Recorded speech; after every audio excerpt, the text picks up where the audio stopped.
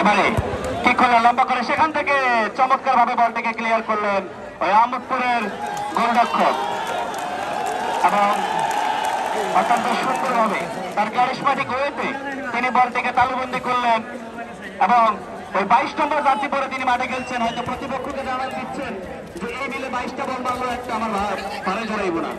যাই হোক, চমৎকার খেলে যাচ্ছেন। অপরদিকে ফাঁসিরা আক্রমণে যাওয়ার চেষ্টা, বাঁ দিক থেকে দল শুরু করলেন।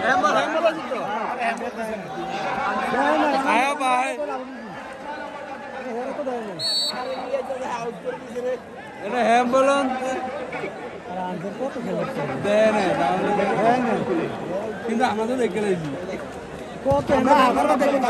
চলে যাত্রায় কিন্তু কিছুটা লক্ষ্যচ্যুত হয়ে হাওয়ায় ভাসতে ভাসতে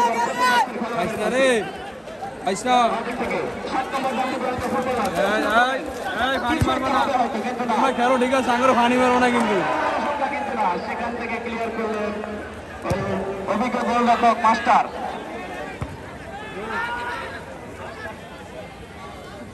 চমৎকার ভাবে বলটিকে তালুবন্দি করলেন ওই 22 নম্বর জার্সি পরিহিত গোলরক্ষক আহমদপুর ফুটবল একাদশের, যিনি ইতিপূর্বে কিছু বল অত্যন্ত চমৎকার ভাবে তালুবন্দি করে তাক লাগিয়ে দিয়েছিলেন এবং এই গোলরক্ষকের একটা বিশেষ বৈশিষ্ট্য,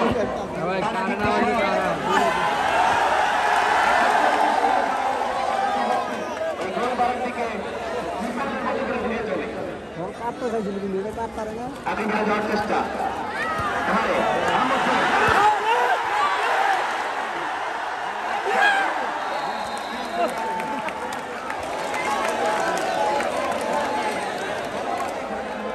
যাকে পাবি তাকে ছো, সেখান থেকে ক্লিয়ার করলেন। এবারে গোল কিক, খাসিরহাট ফুটবল একাদশের অনুকূলে দারুণ একটি কিক করলেন এই যাত্রা, কিছুটা লক্ষ্যচ্যুত হয়ে এবং সীমানার বাইরে।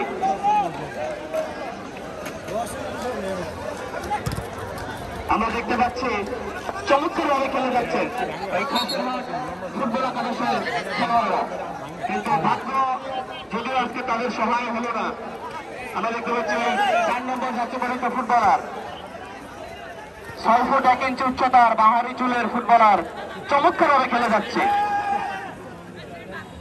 এবারে দারুণ ভাবে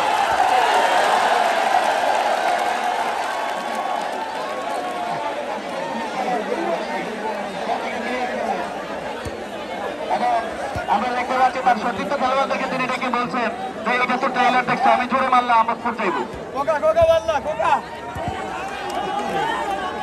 ঠিক করলেন 500 টাকার বাইরে 10 নম্বর জাতীয় পরিচিত ফুটবলার, সেখান থেকে হ্যান্ডবল।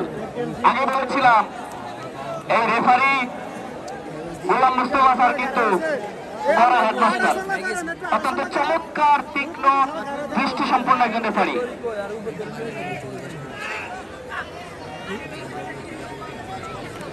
এবারে